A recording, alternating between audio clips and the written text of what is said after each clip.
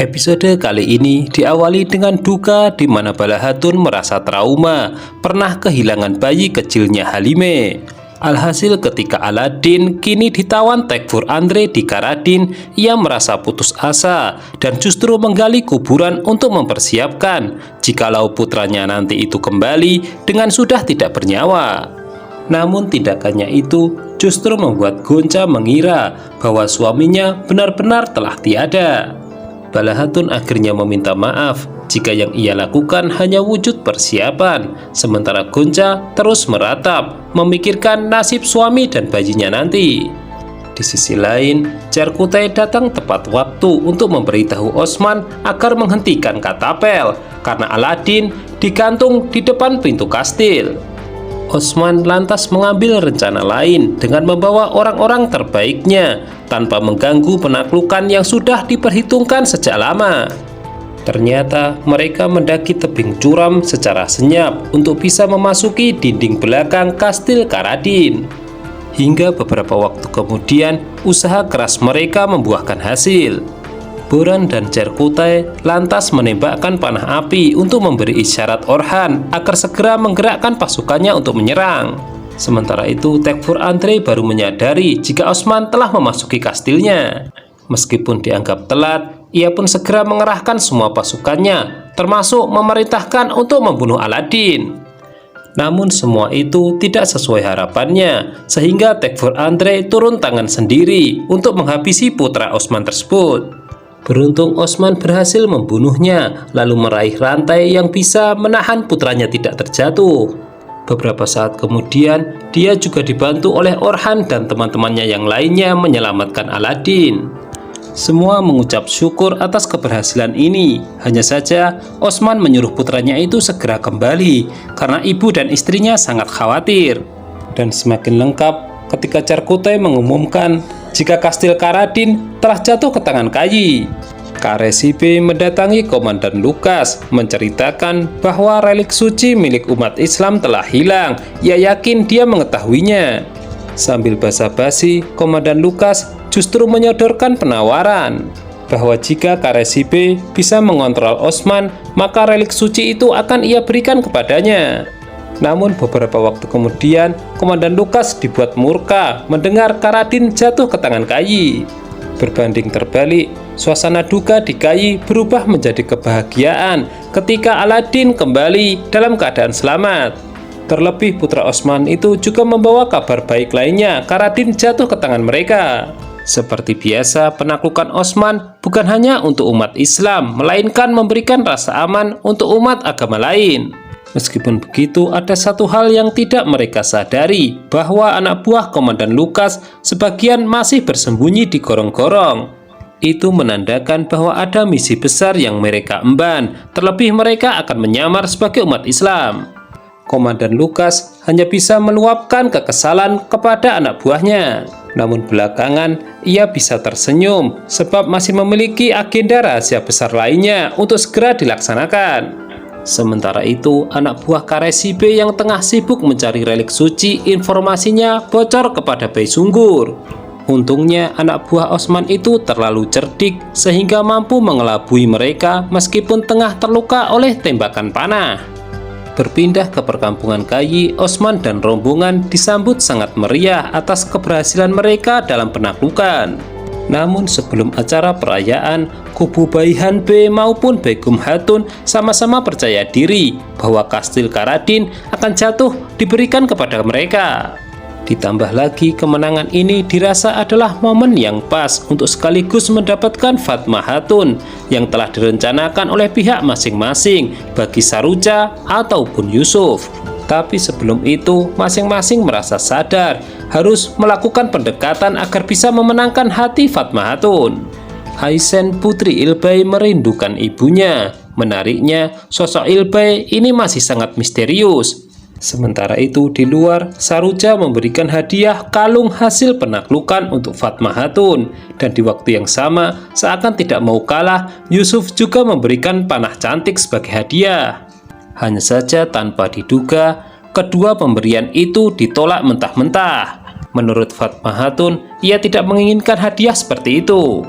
Holovira yang tadinya menolak tugas dari Komandan Lukas kini bersedia. Kali ini ia harus menemui Osman untuk diundang menemuinya.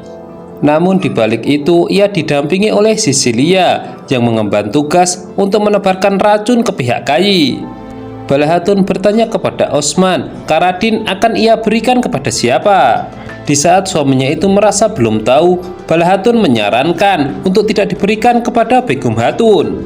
Mendengar itu, Osman menjadi sadar istrinya itu tengah cemburu. Ia lantas menasihati jika keputusannya ini demi kebaikan bersama. Di luar, Yusuf dan Saruca bertanding panah untuk mendapatkan hati Fatma Hatun. Namun yang terjadi justru di luar ekspektasi, keduanya sangat memalukan. Ketika Fatma Hatun yang tampil, mereka hanya bisa terpukau. Saat ini Osman menjamu para tamunya sekaligus merayakan penaklukan Karadin. Kastil itu lantas diberikan kepada Begum Hatun, entah apa alasan Osman. Di waktu yang sama datang Holovira sebagai utusan Komandan Lukas. Orhan terpana, Holovira dipersilahkan ikut bergabung. Sementara di luar, Bayi Sunggur tiba dalam keadaan terluka dan langsung dilaporkan kepada Osman. Dan sambil mendapatkan pengobatan, Bayi Sunggur mengaku jika ia mendengar relik suci telah dicuri. Di sisi lain, Hazal Hatun memerintahkan pelayannya untuk mengambil makanan istimewa untuk Begum Hatun. Dalam perjalanannya, makanan itu diracuni oleh Sisilia. Yusuf melihat Sisilia memasuki kamar Hazal Hatun namun mengabaikannya. Sedangkan makanan yang tadinya untuk Begum Hatun diberikan kepada Gonca dengan alasan ibu hamil butuh banyak gizi. Osman kembali ke meja makan dan mengumumkan bahwa relik suci telah dicuri. Semua merasa terpanggil untuk mencarinya, hanya saja Osman akan mengatasinya sendiri. Di kamar, Gonca merasa senang suaminya kembali dengan selamat. Ia lantas mengemukakan keluhannya bahwa bayinya sering kontraksi. Dalam candaan itu menunjukkan bahwa bayi itu kangen dengan sang ayah. Orhan mengantar Holovira. Ia memperingatkan untuk tidak percaya kepada Komandan Lukas. Hanya saja Holovira berpendapat bahwa komandan itu berbeda dengan yang lain. Ia menebarkan kedamaian.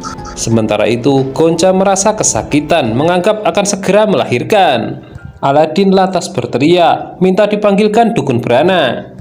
Di waktu yang sama, Osman tidak mengetahui situasi ini. Ia memiliki tugas yang sangat penting, yaitu mencari relik suci. Ia bermaksud menemui Karesi B, namun dia sedang bersama Wazir Emir Omer.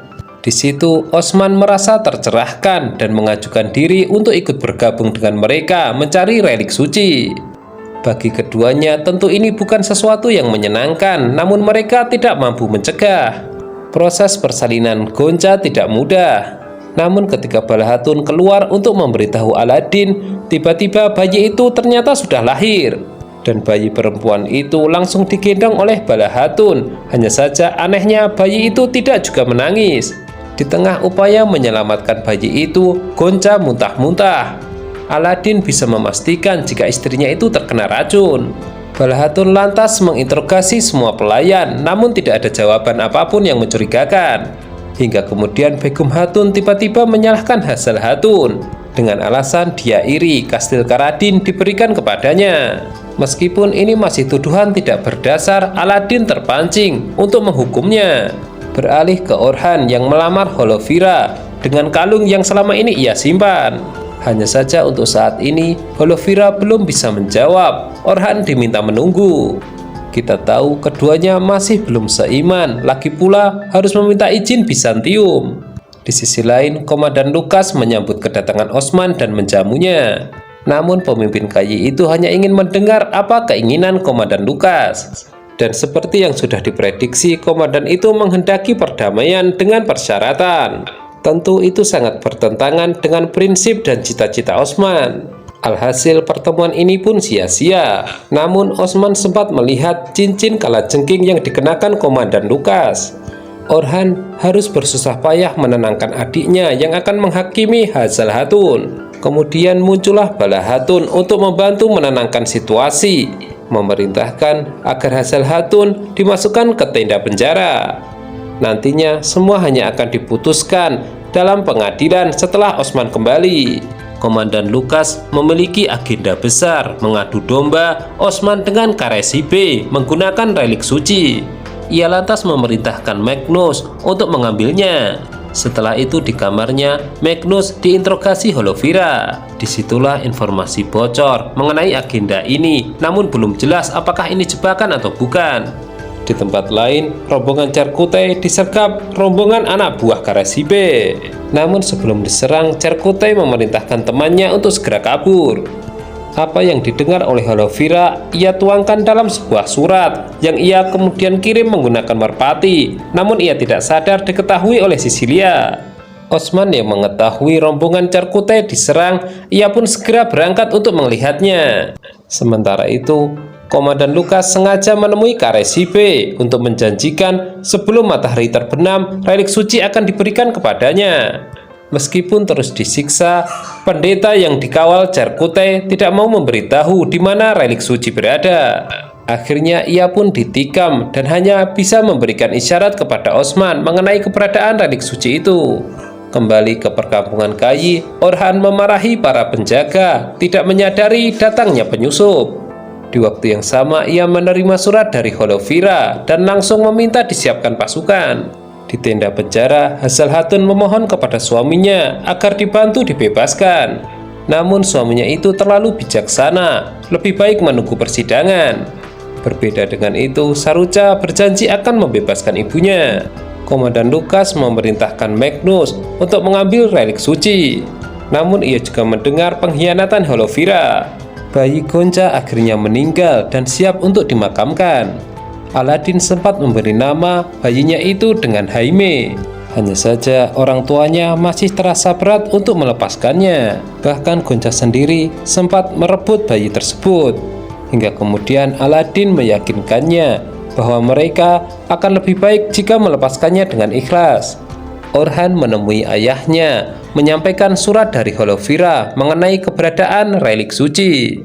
Adegan kemudian berpindah ke tenda penjara. Ada kejadian lucu di mana Hasal Hatun bersandiwara dan harus dibawa ke tenda pengobatan. Di saat yang sama, Bala Hatun memarahi Begum Hatun yang sedang melakukan investigasi. Menurutnya hanya dia yang boleh melakukannya karena ini merupakan wilayahnya.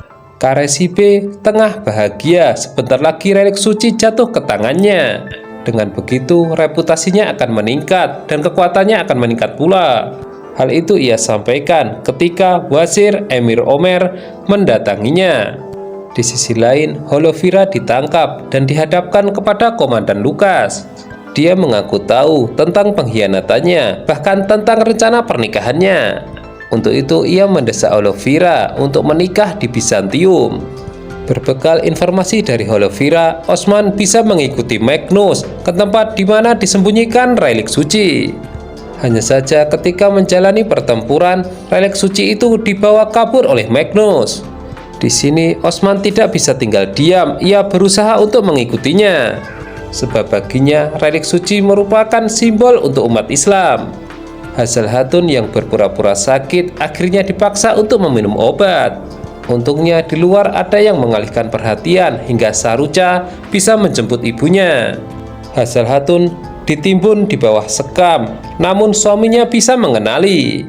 Ujung-ujungnya ia disuruh kembali dan menunggu pengadilan. Anak buah Komandan Lukas yang berada di Karadin berusaha meledakkan kastil tersebut tanpa sepengetahuan Begum Hatun. Namun mungkin kita lupa, di sana Osman masih menempatkan taruhan. Ketika proses pengembalian Hasal Hatun ke tenda pengobatan, mereka kepergok oleh Gazi. Akibatnya mereka harus kehilangan emas untuk menyuap bocah tersebut. Sementara itu, Osman berhasil mengejar Magnus dan melukainya. Namun anak buah Komandan Lukas itu menyadari betapa pentingnya relik suci itu bagi umat Islam. Ketika dia hampir merusak relik suci itu, Osman menghunuskan pedangnya.